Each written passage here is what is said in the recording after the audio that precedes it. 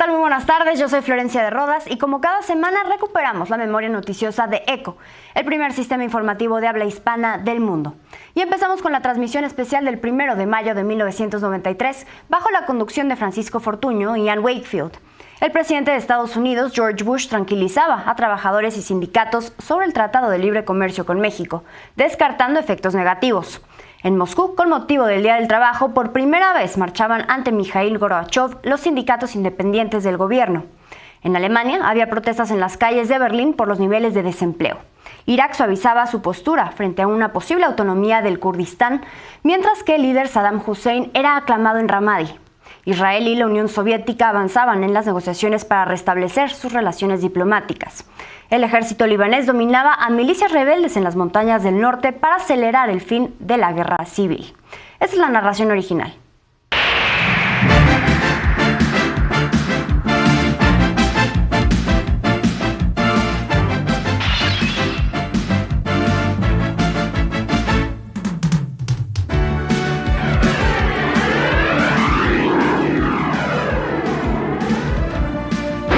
ECO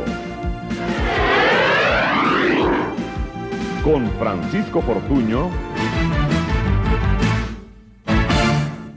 Como siempre es un placer saludarle desde el cerebro, desde el Centro de Operaciones de ECO, y vamos a comenzar nuestro reporte internacional en Washington, donde el presidente George Bush respondió a las preocupaciones de sindicatos y congresistas de Estados Unidos sobre el posible acuerdo de libre comercio con México. El señor Bush dijo que va a proteger a los trabajadores y al medio ambiente de cualquier efecto negativo que surja del acuerdo. El mandatario envió al Congreso la solicitud oficial para la aprobación de la vía rápida que permita negociar un tratado de libre comercio con su vecino del sur. Hoy era la fecha fijada por la administración Bush para lanzarse de pleno en apoyo de la vía rápida en las negociaciones de libre comercio con México, y el Ejecutivo, cumpliendo con su estrategia, se remangó hoy las mangas y apeló al Congreso. It is in the vital national interest of the United States that we get this fast track authority. En un documento de 85 páginas, el presidente le aseguró al legislativo que no sacrificará ni el medio ambiente ni los derechos de los trabajadores en este acuerdo de libre comercio, señalando que nombrará protectores del ambiente y proveerá reentrenamiento y otras protecciones para aquellos que pierdan sus trabajos como resultado de la disminución de las barreras comerciales. We're determined to work with Mexico to address the labor and environmental issues. Funcionarios mexicanos y norteamericanos trabajarán al unísono para garantizar la seguridad de los trabajadores, la protección del medio ambiente y las leyes que prohíben el empleo de los menores de edad. Algunos en el Congreso recibieron el mensaje con beneplácito, sin embargo, otros señalaron que el presidente debería observar por sí mismo las deplorables condiciones de vida que se dan en las zonas de libre comercio en México. And I can tell you that the views in Congress are not homogeneous. They are very diverse. Carla Gil, la representante de Comercio de Estados Unidos, señaló que es cierto que en México el salario mínimo es de $3.64 la hora, mientras que en Estados Unidos es de $4.25, y que los jóvenes pueden trabajar legalmente a los 14 años de edad, pero subrayó que el Ejecutivo trabajará muy de cerca con el Congreso para tratar estas diferencias y la posibilidad de pérdida de trabajos. Los que se oponen al Tratado de Libre Comercio, como el sindicato FAL-CIO, señalaron hoy que en términos generales en Estados Unidos hay falta de información y de interés sobre el tema de una zona de libre comercio entre México, Estados Unidos y Canadá. La Administración está consciente de que ha llegado considerablemente tarde a la carrera para convencer al Congreso de que apruebe la vía rápida en las negociaciones de libre comercio con México, pero lo que le ha faltado en tiempo está dispuesto a suplirlo en intensidad. Y en Moscú, el fantasma de Stalin se hizo presente en el desfile con motivo del Día del Trabajo, que por primera vez fue organizado por los sindicatos y no por el Partido Comunista. El reporte desde Moscú. Por primera vez en la historia, Moscú celebra el 1 de mayo organizado por sindicatos independientes moscovitas. Varios líderes sindicales criticaron al gobierno y al colapso económico ante la presencia del presidente Mikhail Gorbachev y miles de trabajadores. Los participantes pertenecían a la Federación de Trabajadores de Sindicatos de Moscú y a la Asociación de Sindicatos Libres. El presidente Mikhail Gorbachev y Anatoly Lukianov, presidente del Soviet Supremo de la URSS, fueron las únicas autoridades que presidieron el mitin. Los sindicatos invitaron también al presidente de la Federación Rusa, Boris Yeltsin, que prefirió celebrar el Día del Trabajo con los mineros de Novokuznetsk, la mina de carbón más importante de Siberia. Se esperaba además al alcalde de Moscú, Gavril Popov, quien tampoco asistió porque el movimiento Rusia Democrática le recomendó no participar en el mitin. El cuerpo diplomático de los países acreditados en la URSS no estuvieron presentes porque también, por primera vez en la historia, nadie los invitó. Desde muy temprano quedó cercada la Plaza Roja por las unidades del ejército. Los líderes sindicales calificaron de ineficaz y mediocre la política del gobierno, acusándola de llevar al país a la catástrofe.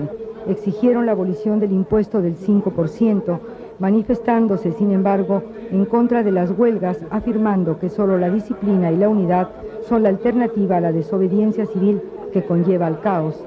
Participó el grupo Unidad de la línea dura comunista, que portaba pancartas y banderas con la hoz y el martillo, así como las fotografías de José Stalin. En algunas pancartas se apoyaba al ejército como el último baluarte de la patria.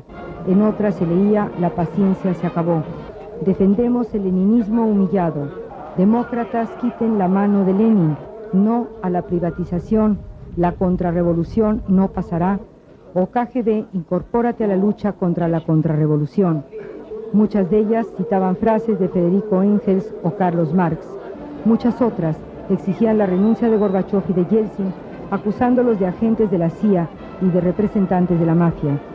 Había pancartas aterradoras que culpaban a Gorbachov y a Yeltsin de traidores a la patria, que preguntaban a las mujeres qué les había dado la perestroika o que exigían que no se restablecieran relaciones diplomáticas con Israel por ser un Estado racista y fascista. Fue un 1 de mayo muy diferente al 1 de mayo anterior. En definitiva, se notó el cambio. Ya no hubo chiflidos, ni banderas de Lituania, ni un Cristo crucificado. En su lugar, vimos de nuevo pancartas con la fotografía de José Stalin, fotografías que en 35 años no habían vuelto a aparecer en la Plaza Roja. Y en Alemania, las celebraciones del Día del Trabajo se vieron ensombrecidas por la violencia. Berlín fue escenario de una batalla campal entre policías y trabajadores que protestaban por el desempleo provocado por la reunificación alemana. Desde hace años, el 1 de mayo ha sido motivo de pesadillas para los berlineses. Con motivo del Día Mundial del Trabajo, agrupaciones civiles y organizaciones de extrema izquierda convocan cada año a una manifestación de protesta contra lo que ellos llaman la manipulación imperialista. Estas manifestaciones invariablemente han terminado con confrontaciones con la policía y desde hace 2 años esas batallas callejeras han dejado saldos sangrientos. Esta noche, la batalla callejera de Berlín ha sido y sigue siendo en estos momentos escenario de violencia digna de un Beirut. La policía, en un intento de disipar a los cientos de manifestantes, hicieron uso indiscriminado de gases lacrimógenos, cañones de agua y garrotes, mientras que el otro lado arroja piedras tomadas del pavimento en todas direcciones.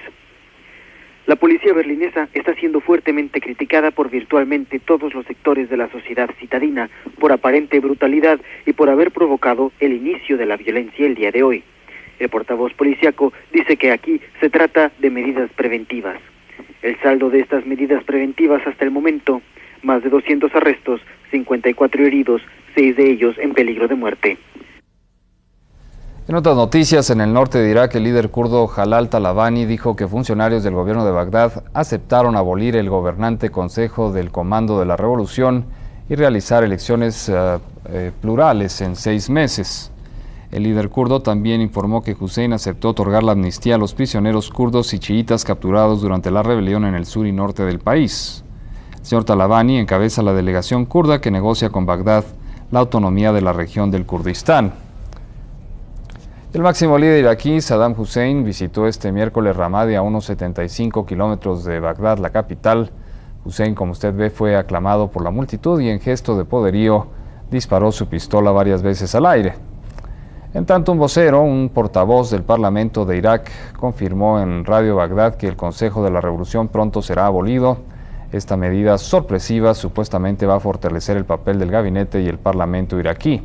Sin embargo, es poco probable que Hussein renuncie al control total.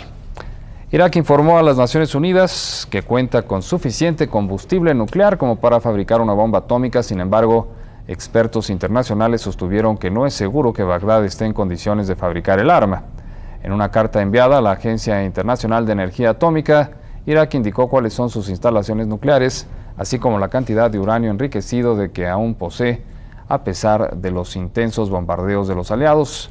No obstante, el Ministerio de Relaciones Exteriores iraquí no precisó la localización de todos los materiales nucleares, ya que argumentó que teme que su territorio sea nuevamente atacado, nuevamente bombardeado. Y mi compañera Ann Lee Wakefield tiene más información para ustedes hoy en ECO. Ann. Gracias, Francisco. Los gobiernos de Israel y la URSS avanzan en una posible reanudación de relaciones y para tal efecto, el 10 de mayo viajará a territorio israelí el canciller soviético Alexander Bezmenich. La Unión Soviética rompió relaciones con Israel en 1967 con motivo de la Guerra de los 6 días. La semana pasada, el gobierno de Yitzhak Shamir advirtió que si Moscú no restablece relaciones, no se le permitirá que copatrocine una conferencia de paz sobre Medio Oriente con los Estados Unidos.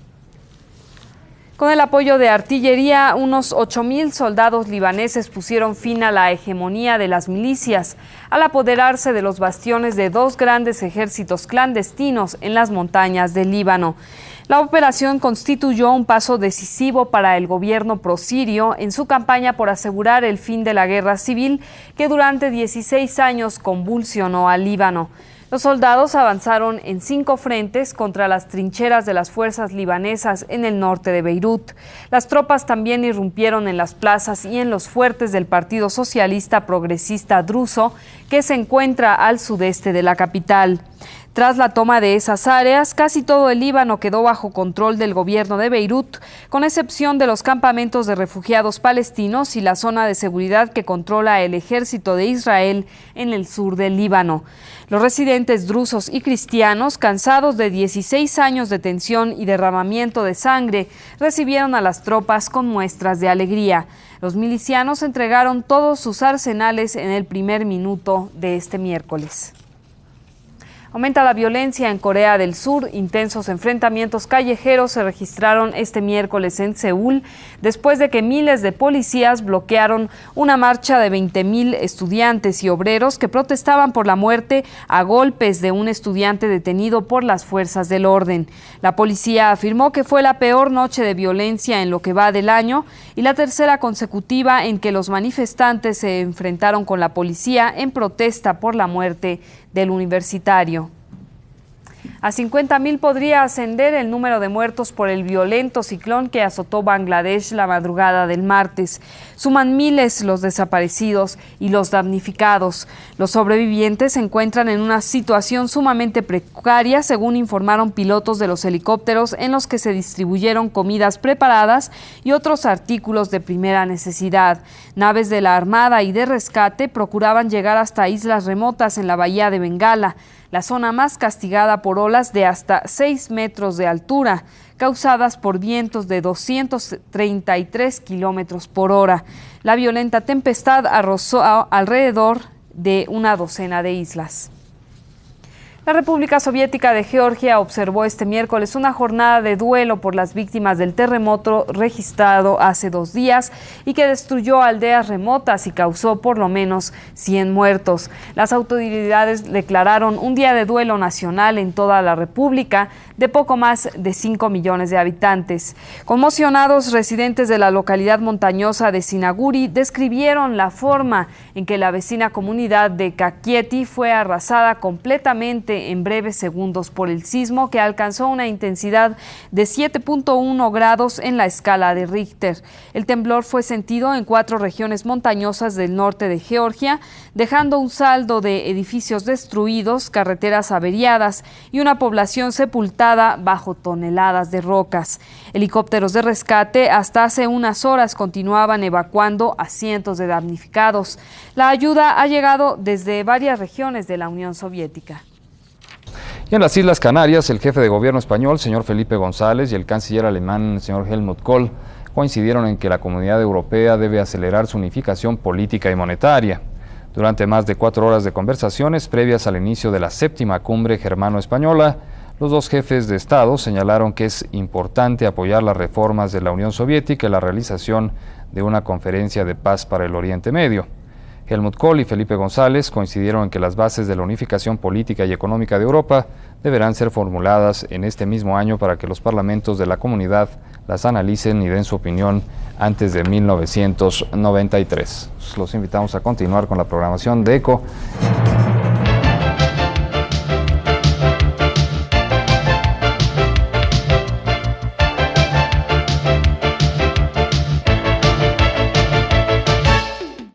Eso fue lo que ocurrió en mayo de 1993, y ese es el documento histórico de ECO. Y a más de 31 años, el movimiento Hezbollah anunció el martes la designación de su número 2, Naim Qassem, para suceder a Hassan Nasrallah, asesinado el 27 de septiembre en un ataque israelí en la periferia de Beirut. El órgano dirigente acordó elegir al jeque Naim Qassem como secretario general de Hezbollah, anunció el comunicado de la formación en guerra contra Israel. Los combates en suelo libanés prosiguen y el ejército israelí anunció el jueves la muerte de Muhammad Khalil Alian, comandante de la unidad de misiles antitanque de Hezbollah. Tanques israelíes realizaron su incursión más profunda en el sur del territorio libanés, en la localidad de Qiam, a 6 kilómetros de la frontera. Así lo indicó la agencia de prensa oficial libanesa ANI. Un gran número de tanques del ejército de ocupación israelí estaban ubicados en una colina al este de Qiam, así lo detalló la agencia. Como se recordará, el ejército israelí lanzó el 30 de septiembre una incursión terrestre en Líbano enfocada a combatir a Hezbollah. El miércoles Israel aseguró haber alcanzado objetivos de Hezbollah y la eliminación de decenas de sus integrantes. El jueves, el primer ministro Benjamín Netanyahu dijo que cualquier cese al fuego con Hezbollah deberá garantizar la seguridad de Israel. Israel atacó el sábado pasado a Irán de manera limitada, donde fueron alcanzados objetivos previamente determinados y como una represalia por el lanzamiento de unos 200 misiles contra su territorio el 1 de octubre. Ante esta agresión, el máximo comandante de las Guardianes de la Revolución de Irán, Hossein Salami, advirtió a Israel que enfrentará amargas consecuencias tras su ataque contra sitios militares iraníes. El ministro de Asuntos Exteriores de Irán, Abbas Araghchi, subrayó el martes que su país no retrasará ni precipitará su respuesta al primer ataque abierto de la historia de Israel contra su país. چنانکه پیشتر از طرق مختلف هشدار داده بودیم، جمهوری اسلامی ایران با ابتنای بر حق ذاتی دفاع مشروع وفق ماده 51 منشور ملل متحد، حق قانونی خود برای پاسخ مقتضی به این تجاوز آشکار را کاملا محفوظ دانسته و رژیم اسرائیل عواقب اشتباه محاسباتی خیش در مورد قدرت، توانمندی و اراده جمهوری اسلامی ایران را در خواهد یافت. البته در انجام این مهم جمهوری اسلامی ایران نه تعلل خواهد داشت و نه شتاب زده عمل خواهد کرد. Israel continuó esta semana con sus bombardeos en el norte de Gaza. Uno de los objetivos alcanzados por los proyectiles fue un edificio en Beit Lahia, donde se refugiaban cientos de personas desplazadas. La cifra de muertos se elevó paulatinamente hasta rebasar la cifra de 90 y cuentan al menos 150 lesionados. Beit Lahia enfrenta un cerco militar israelí en las últimas semanas, además de que 3 hospitales han sido prácticamente bloqueados por las tropas invasoras. El viernes en Deir al-Balaj se reportaron 50 muertos como consecuencia de un ataque israelí. Y de acuerdo con una experta de la Organización de Naciones Unidas francesa, Albanese, Israel busca la erradicación de los palestinos mediante lo que definió como un genocidio. Albanese, quien detenta un cargo en el Consejo de Derechos Humanos de la ONU, estimó que se busca la expulsión o erradicación completa de palestinos de sus propias tierras. Sobre Gaza, el alto representante de la Unión Europea para Asuntos Exteriores, Josep Borrell, hizo un nuevo llamado para ejercer presión y poner fin a la situación en Gaza. El grupo islamista palestino Hamas, que controla la franja de Gaza, está abierto a un acuerdo con Israel siempre y cuando el primer ministro israelí Benjamín Netanyahu mantenga su compromiso con lo ya acordado. Así lo afirmó Hussam Badran, miembro del buró político. Agregó que las demandas son claras y conocidas. La declaración se difundió después de que el presidente egipcio Abdel Fattah al-Sisi manifestó que su país había propuesto un alto al fuego en Gaza de 48 horas para que Hamas liberara a 4 rehenes israelíes a cambio de la excarcelación de presos palestinos. Pero es momento de hacer una pausa. Al regresar, el presidente de Estados Unidos, Joe Biden, prosigue con su apoyo a Kamala Harris a pocos días de la elección.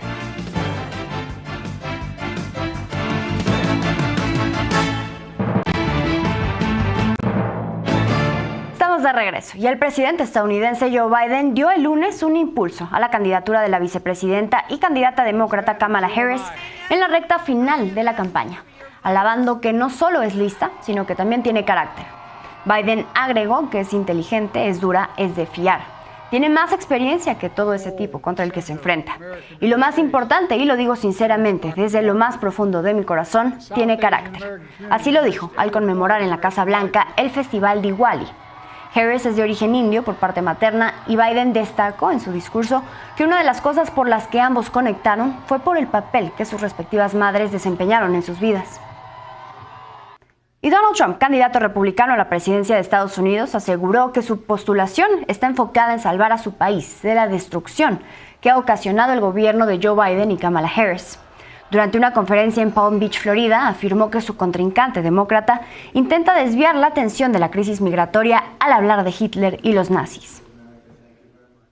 I have to tell you, Kamala intends to conflict and keep this misery going, and she's going to keep it going as long as she can, because that's the only way she can get elected.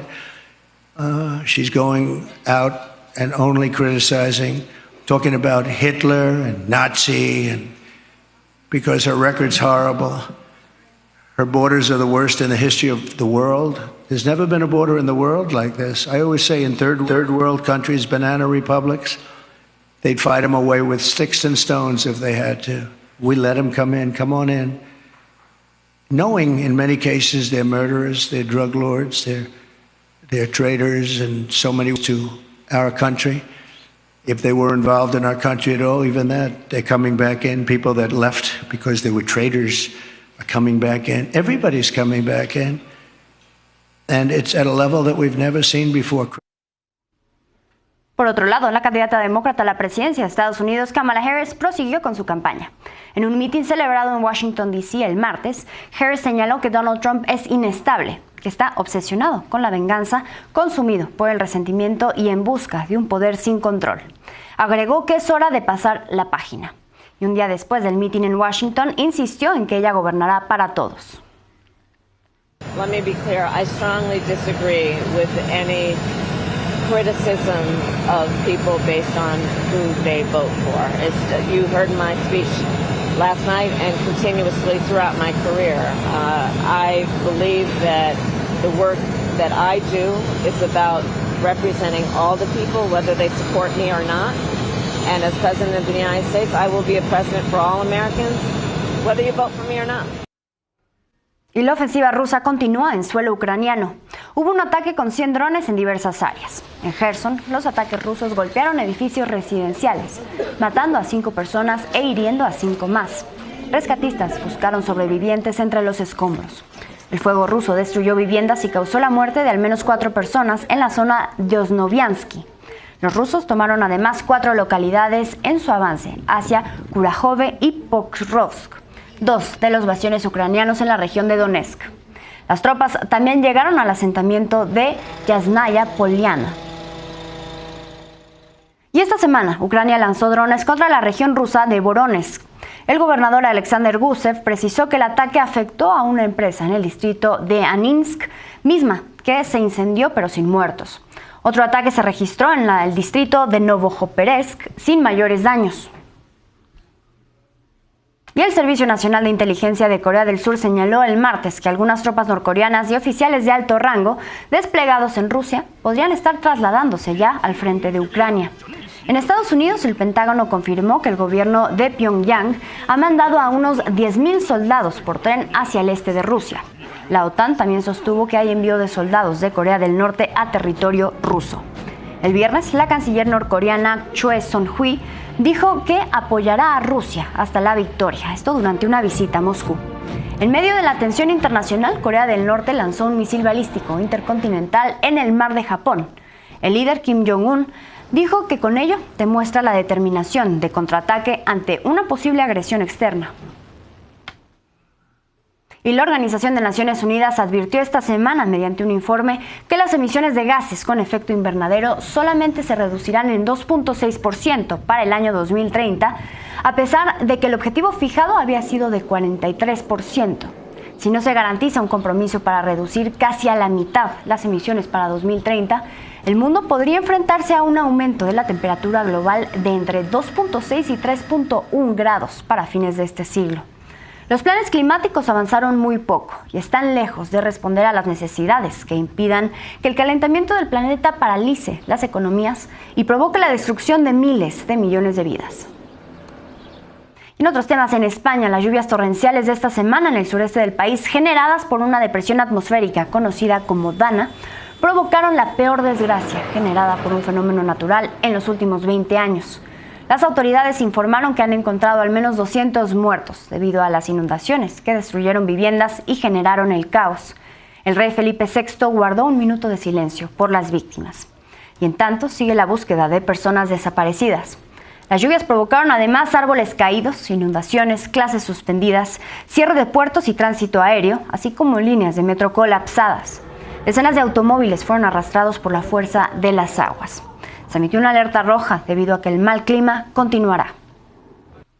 Y el Papa Francisco creó una comisión para la protección de los menores, cuyo objetivo es dar mayor transparencia y agilizar los procesos en lo civil y en lo canónico para casos de abuso. En su primer informe señaló que hay la necesidad de promover un mejor acceso de las víctimas a la información para enfrentar problemas. La orden del Papa es luchar contra los abusos que han dañado a la Iglesia Católica y dar castigo a los abusadores. Y antes de despedirnos, en el zoológico de Berlín hay un nuevo habitante. Se trata del hipopótamo pigmeo Tony, de 4 meses de edad, que hizo su debut ante el público. Y aquí vemos cómo pasea con su mamá Debbie. Son ya una de las atracciones de este lugar. Tony pasa el tiempo nadando, demostrando su capacidad para bucear y comiendo cacahuates, que son sus favoritos.